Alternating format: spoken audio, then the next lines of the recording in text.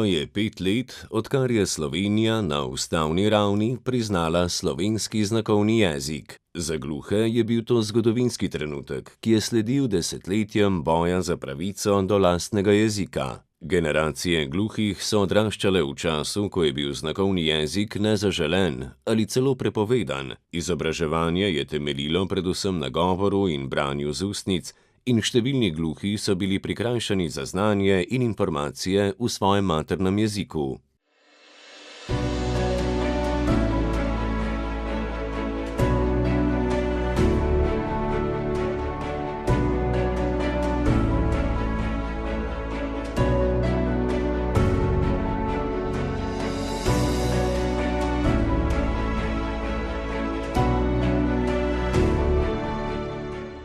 Ko sem obiskovala redno šolo, nisem imela tolmača. Bilo mi je zelo težko slediti pouku in nisem bila enakopravna s svojimi sošolci. Bilo je težko. Zdaj pa imajo gluhi otroci v rednih šolah tolmače. To je zame eno veliko veselje, da lahko sodelujejo, da lahko dobijo znanje enako kot slišeči. Ogromno generacij gluhih žal zaradi tega, ker niso imeli pravice do tolmača in pouk ni potekal v znakovnem jeziku, je ostalo neizobraženih. Ne delajo v svojih sanjskih poklicih, pokojnine so nizke, težko življenje imajo. Zdaj se to spreminja. Leta 2021 je Slovenija pisala zgodovino. Z vpisom 62.a člena v Ustavo Republike Slovenije je slovenski znakovni jezik dobil najvišje pravno priznanje, gluhi pa potrditev svoje jezikovne in kulturne identitete. Po desetletjih prizadevanj jim je bila priznana pravica do uporabe, razvoja in ohranjanja maternega jezika gluhih. Ustavna sprememba je odprla vrata številnim izboljšavam, predvsem na področju izobraževanja, kjer imajo gluhi otroci in mladostniki danes pravico do tolmača. Ustavno priznanje slovenskega znakovnega jezika je odprlo tudi pomembno vprašanje njegove umestitve v šolski sistem. Po sprejetju ustavnih sprememb so bile vzpostavljene pravne podlage, zdaj pa potekajo priprave, da bi slovenski znakovni jezik postopoma postal del vzgoje in izobraževanja gluhih otrok. Na Ministrstvu za vzgojo in izobraževanje so skupaj z Zvezo društev gluhih in naglušnih Slovenije, strokovnjaki, tolmači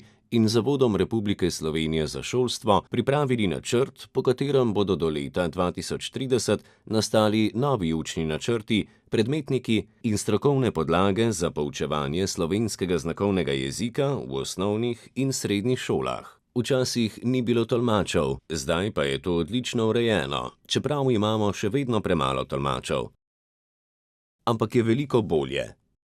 Tolmače rabimo vsepovsod. 5 let po ustavnem priznanju slovenska gluha skupnost opozarja, da vsa pričakovanja še niso uresničena. Čeprav je slovenski znakovni jezik zapisan v ustavo, razvoj jezika še vedno nima zagotovljenega sistemskega financiranja.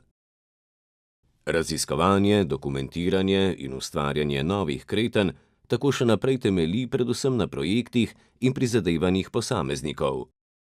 Razvoj znakovnega jezika se začne tako, da se zbere skupina gluhih iz cele Slovenije in se pogovarjamo o eni besedi ali razvijamo novo kretnjo ali pa je že obstoječa kretnja. To posnamemo, potem pa še v studiu posnamemo nove kretnje. Nato gre v montažo, na koncu pa v slovar in v objavo.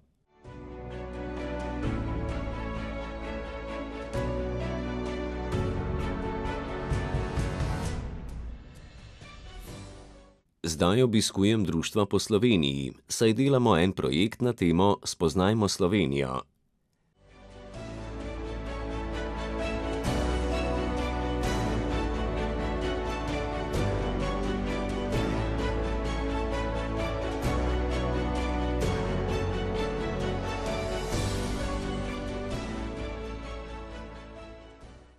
Projekt Spoznajmo Slovenijo pomeni, da obiščemo društva in z gluhimi člani, ki so uporabniki znakovnega jezika, skupaj ugotavljamo, če imajo že katere kretnje za kraje, znamenitosti, znane osebe, reke, podjetja, tovarne.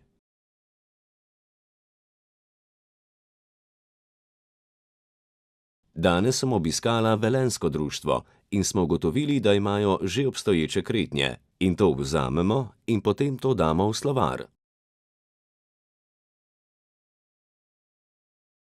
Spomnim se, da včasih kretnja za Velenje ni bila taka. Stara kretnja je bila taka, ker ima Velenje veliko blokov. Gora Oljka. Pa Šoštanj zaradi izvite poti. Ampak sta dve vrsti kreten za Šoštanj. In še Velika planina, ker je veliko pohodniških točk.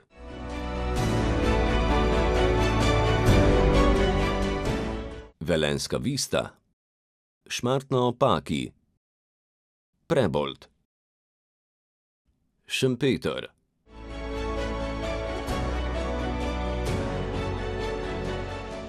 Danes je bilo zelo zanimivo srečanje v MDGN Velenje. Iskali smo kretnje za kraje iz Zgornje Savinjske doline in Šaleške doline.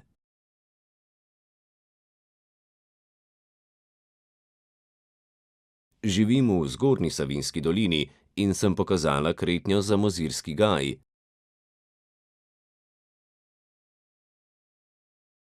Tipična hrana Savinjske doline je ajdov kruh.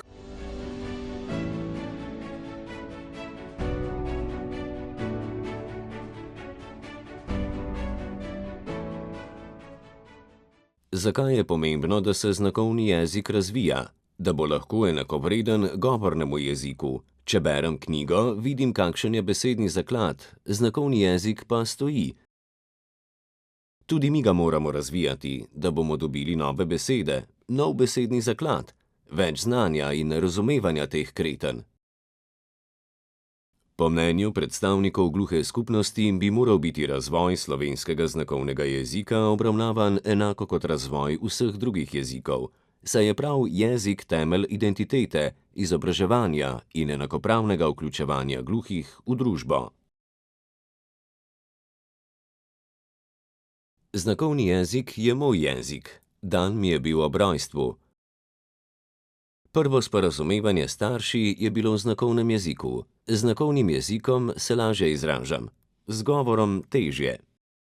5 let po vpisu slovenskega znakovnega jezika v ustavo je jasno, da je šlo za zgodovinsko priznanje jezika, kulture in identitete gluhih v Sloveniji. V tem času so bili narejeni pomembni koraki. Gluhi imajo danes boljši dostop do tolmačev, poteka priprava učnih načrtov za umestitev znakovnega jezika v šole. Slovenski znakovni jezik pa se še naprej razvija in bogati z novimi kretnjami. Toda predstavniki gluhe skupnosti opozarjajo, da pot še ni končana. Med ključnimi izzivi ostajajo sistemsko financiranje razvoja slovenskega znakovnega jezika, večja dostopnost informacij ter dokončna umestitev jezika v izobraževalni sistem.